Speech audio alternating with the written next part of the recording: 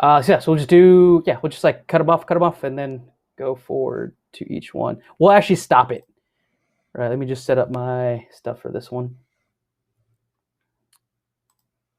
Let's do Derek Times. Good. Okay, cool. All right. Ready to rock. Hey, sorry, man. I didn't mean to do that. Hey, Arnie, when the timer goes off, switch these so that I know. Like that'll be our sign. Okay. You down with that?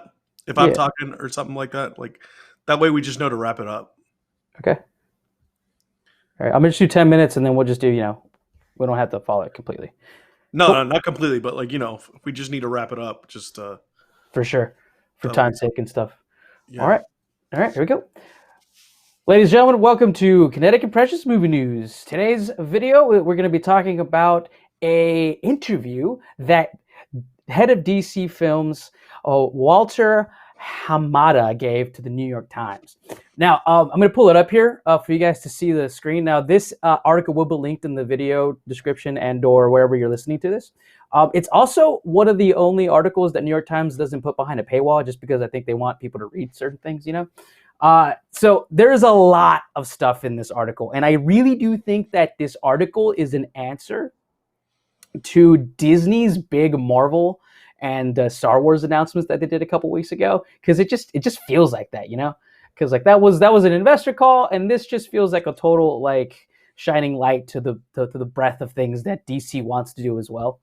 I'm just going to read two quotes from the article that kind of pinpoint some of the really interesting news that came out of this interview. So, quote, now this is him talking about all the DC films that are happening and coming in the coming years, right? To make all the storylines work, DC films will introduce audiences to a comic concept known as the multiverse. Parallel worlds where different versions of the same character exist simultaneously. Coming up, for instance, Warner Brothers will have two different film sagas involving Batman, played by two different actors running at the same time. He continues to say, boiled down, it means that some characters, Wonder Woman as portrayed by Miss Gadot, for instance, will continue their adventures on Earth 1, while a new incarnation of Mr. Pattinson's The Batman will populate Earth 2. The Flash, a film set for release in theaters in 2022, will link the two universes and feature two Batmans. One with Mr. Affleck returning as one, and Michael Keaton returning as the other, portraying Michael Keaton's Batman from 1989. Drew, bro, it's a lot of wild stuff here, right?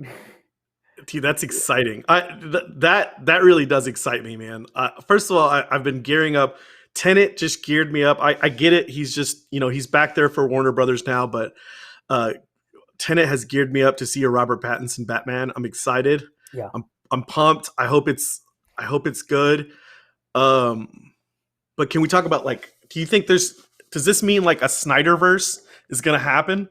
Like we can just keep everybody 100%. That's Snyder, because the Affleck is the Snyder Bat. Yeah, so like we're gonna be able to keep that. This is the best of, and like I think the Michael, I'm hoping that the Michael Keaton thing, it gets me excited. First of all, it gets me excited for whatever they do. If they do an 89, since we just got through 1984 Wonder Woman, maybe we'll do a 1989 Batman, and it could just be a little old school. But what I really am gunning for, and this may be too hopeful, but is a Batman Beyond. A Batman Beyond. This is what I wanted Robert Pattinson to do. I wanted Robert Pattinson to be the young little Batman, learning from Michael Keaton. I was hoping Michael Keaton would just show up, and then Michael Keaton's there, and he's smacking around Robert Pattinson. He would be a perfect Terry McGinnis. Oh my God. He would be, dude. And because he just already has it. He's just got that slender body. He looked good in the new Batman, in that Batman with the red. It could be like it could be like I'm telling you, we should be producers. It's almost like this is weird, but it feels to me like Batman Beyond could be what they're turning Miles Morales into. You know what I mean? like the young, like it could be like if you took the character like association of Peter Parker and just flipped it and turned that into Terry McGinnis Batman Beyond, like that's your Batman Beyond. Done. We don't even have to make new Batmans. Just Jeez. I do. This is definitely pointing to a trend in the industry where like multiverses are in, baby. They're going all in on just all different kind of people playing the same role all at once. Spider-Verse, like that changed shit. Like it has changed the and it industry. continues to until we get a movie out. It's gonna keep changing things, I think. Absolutely, yeah, absolutely. Until these movies do bad. Also, a couple of other things in this article that are really interesting. They've also stated that they are going to release at least 4 tentpole movies a year, with a lot of other series as well to be released on HBO Max. You know what name really stuck out to me when I read that part, Arnie? What?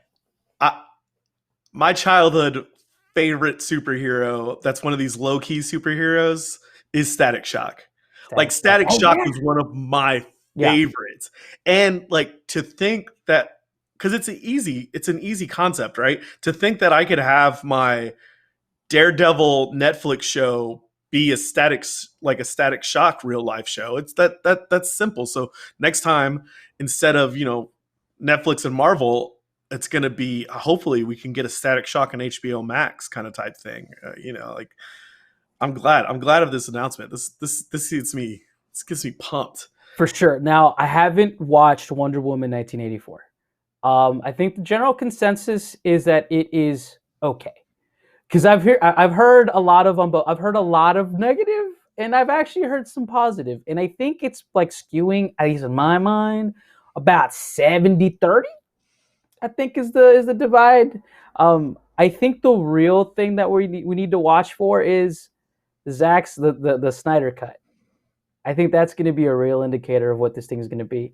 Um, I think you're right. I think we're gonna be more geared up on what's going to happen to the rest of this yeah, universe once we get the Snyder cut. it's my feeling that Warner Brothers has to be happy with what they're seeing with the Snyder cut, for them to be okay with Ben Affleck coming back, for them to be okay with those characters like the Flash being involved in an entire tentpole movie that's going to bring together these other Batmans together. Like I think the executives at Warner Brothers seem to like what they're seeing from the Snyder cut. I agree. I don't think they are setting too much. Like I don't think the meter is moving either way with 1984, because I think it's just one of those movies that you kind of need to make no matter what. Like it's just time for, it was time for a Wonder Woman sequel. So as long as they break even, it's not even that bad. Like with this whole pandemic, that really jarred things Yeah, around. But yeah, I think it was a good enough movie to get people, I would be saying this, a couple of years ago, but it's a good enough movie to get people out the door and into the movies in a seat to go see it. Now, because of the whole pandemic, people streamed it, but I think did well. it was good enough to watch. I thought it was a great concept, gather everybody when everybody's full from, Christmas dinner, or you got relatives staying over the night on the 26th. You can just put it on and everybody can, have some family time watching the new Wonder Woman. I thought that was a great idea to like pump that out. The last thing I just want to say is it didn't. One thing that I think Snyder will do is like, I just don't think it holds up solid as a story. And I think Snyder brings that more often. Yeah, we'll see. I do remember that on all the reporting, Wonder Woman 1984 did well at the box office. And it did so well that it actually made all of the stocks for a lot of the major exhibitors like AMC actually go up. That's good. And because of that, they were actually able to find some extra funding. It's staggering to me how like insanely fickle industry is just in general, because it just took one movie to be released to do decently. I think it made $25 million in its first day, and then it continued to make a really good return on out in theaters, even though a lot of things are shut down. But that alone, even though like in a regular year that would pretty much a failure for a movie, that Right. was enough to actually garner and give the investors of AMC enough confidence to make sure that it's still being funded. Now, I'm pretty sure that AMC is still not doing great, No. partly because it was actually like major exhibitors were excluded from the recent congressional act of stimulus that we just received. Yep. Major exhibitors were excluded from that. But it was Wonder Woman was definitely a tell to the industry that no, man, people love the movies. They're still coming out, and if they're allowed to in these states, they will go out and they'll also watch these things at home for sure as well. Like I said, like it's just one of my family traditions to like the day after Christmas or during Christmas just go watch a movie. But I will say, like, I think that's what helped Wonder Woman. But we'll see. Yeah, we'll see. This is all up in the air. Everything is developing in real time. And I'm excited that I like the competition happening right now in Hollywood when it comes to superhero movies. Like we are in like my 15-year-old comic book reading kid's dream right now. Like Yep. both like major studios are like just putting a metric f ton of money and resources in these big like real nerdy movies and TV shows, and like my kid self is excited. It has to grow with us. Like this last thing I'll say is like it has to grow with us because I like Static Shock. I'm now 30 something years old, so I'm gonna make my kids go watch Static Shock. You know what I mean? Like, Yeah, and so there's like now my kids can grow up with the show that gets produced instead of like I grew up with the animated. And like our hopes for Batman Beyond, like Batman Beyond came out when I was like 8 or I don't remember if it was 8 or 12, but yeah, came so out good. way back then.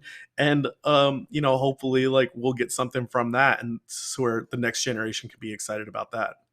Sure. I mean, here's hoping that these are just good stories, good solid stories, and like people who have the reins of all these properties do them justice, man. We want this. We want all of these industries to succeed. Exhibitors, movie studios, just do well. And we want to thank you for going out and watching a movie. Watching a movie. Thank you so much for watching, guys. That'll do it for this video. My name is Arnie, I'm Andy. and please like, subscribe, give us a comment. Please interact with us. Let us know what you thought about this. What do you think about a Batman Beyond starring Robert Pattinson? Yeah. And check out my stuff at the Arnie Diaz Show at any podcasting platform. And Kinetic Impressions is also available as a YouTube channel that hopefully you're watching or you're listening to. Please like and subscribe. Thank you very much. Beautiful.